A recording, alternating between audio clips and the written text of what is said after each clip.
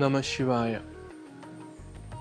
പരമഗുരു 1888 അരുവിപ്പുറത്ത് നെയ്യാറിൽ നിന്ന് മുങ്ങിയെടുത്ത ശിവലിംഗം പ്രതിഷ്ഠിച്ചത്. 138 വർഷം പിന്നിടുകയാണ്. ഗുരുവിൻ്റെ ആയുസ്സും വപുസ്സും ആത്മതപസ്സും അവശത അനുഭവിക്കുന്ന അജ്ഞാനത്തിൽപ്പെട്ട് കിടക്കുന്ന ജനതയ്ക്ക് വേണ്ടി ഭഗവാൻ സമർപ്പിച്ചത് ഇവിടെയാണ്. ഇവിടെ വരുന്ന ഭക്തജനങ്ങൾ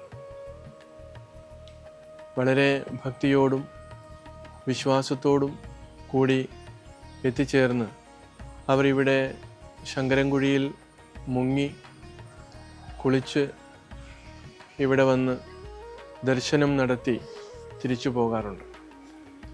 138 വർഷം പിന്നിടുമ്പോഴും പുനഃപ്രതിഷ്ഠ വേണ്ടി വന്നിട്ടില്ല എന്നുള്ളത് നമ്മെ എല്ലാവരെയും അത്ഭുതപ്പെടുത്തുന്ന ഒന്നാണ്. തന്നെയുമല്ല, അന്ന് ഈ പ്രതിഷ്ഠ നടക്കുമ്പോൾ ഈ ക്ഷേത്രം ഈ രൂപത്തിൽ ഇവിടെ ഇല്ല. ഒരു പന്തലായിരുന്നു. ആ പന്തലിലാണ് ഗുരു ശിവപ്രതിഷ്ഠ നിർവഹിക്കുന്നത്. പിന്നീട് ഗുരു തന്നെ ആണ് ശ്രീകോവിലും ഇന്ന് കാണുന്ന രീതിയിലുള്ള ക്ഷേത്രം നിർമ്മിച്ചത്. അതിനുശേഷം ഗുരു അവിടെ എഴുതി വച്ച മഹിതമായ സന്ദേശമാണ് ജാതി ഭേദം മതദ്വേഷം ഏതുമില്ലാതെ സർവരും സോദരത്വേന വാഴുന്ന മാതൃകാസ്ഥാനമാണ് ഇത് എന്നുള്ളത്. നമ്മൾ അതിനെക്കുറിച്ച് സൂക്ഷ്മമായി വിശകലനം ചെയ്യുമ്പോൾ നമ്മുടെ ഉപനിഷത്തിൻ്റെ അല്ലെങ്കിൽ വേദങ്ങളുടെ സാരമാണ് ആ 4 വരികളിലൂടെ നമ്മൾക്ക് മനസ്സിലാക്കുവാൻ സാധിക്കുന്നത്. ഒരുപക്ഷെ അന്ന് അത് നവോത്ഥാനത്തിൻ്റെ നാന്ദി കുറിക്കാൻ വേണ്ടിയിട്ട് ഗുരു എഴുതിയതാണ് എന്ന് ഉപരിപ്ലവമായിട്ടുള്ള ബുദ്ധിയുള്ളവർ ചിന്തിക്കുന്നുണ്ട്.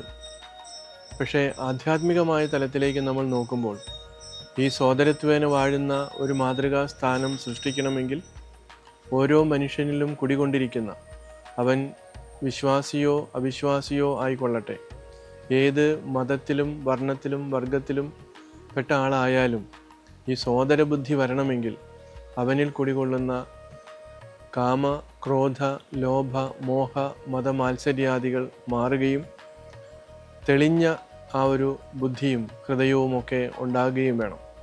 അങ്ങനെ വരുമ്പോഴാണ് ഈ പ്രപഞ്ചം, ഈ കാണുന്ന ലോകം ഒരേ ഈശ്വരൻ തന്നെയാണ് നിർമ്മിച്ചത്, സൃഷ്ടിച്ചത്.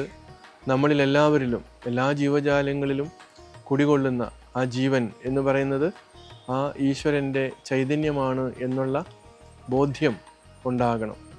അങ്ങനെ ഒരു ബോധ്യം വരുമ്പോഴാണ് ജാതിഭേദവും മതവിദ്വേഷവുമില്ലാത്ത ആ ഒരു ഏകലോകം സൃഷ്ടിക്കുവാൻ നമുക്ക് സാധിക്കുന്നത്. തീർച്ചയായിട്ടും അതിൻ്റെ ഭാഗമായിട്ട് ഗുരു ചെയ്തത് മഹാകവി കുമാരനാശാനെയും ശിവലിംഗദാസ സ്വാമികളെയും ചേർത്ത് ഒരു സംസ്കൃത വിദ്യാലയം ഇവിടെ ആരംഭിച്ചു. അങ്ങനെയാണ് വിദ്യ കൊണ്ട് സ്വതന്ത്രരാകണം എന്ന് ഗുരു നമ്മെ ഉദ്ബോധിപ്പിക്കുന്നത്.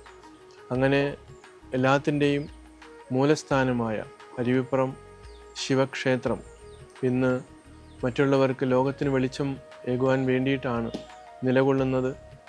ഈ പ്രത്യേകിച്ച് ഗുരു ഭക്തന്മാരായിട്ടുള്ള ഗുരുവിൻ്റെ വഴിയിൽ സഞ്ചരിക്കുന്നവർ ഈ ഒരു അദ്വൈത ജ്ഞാനം ഉൾക്കൊണ്ടുകൊണ്ട് മുന്നോട്ട് പ്രവർത്തിക്കുമ്പോൾ മാത്രമേ ഗുരുവിൻ്റെ ആ ഒരു ഏകലോക സങ്കല്പം പൂവണിയുകയുള്ളൂ. നമുക്ക് അതിനുവേണ്ടി ശ്രമിക്കാം. ഏവർക്കും നമസ്കാരം.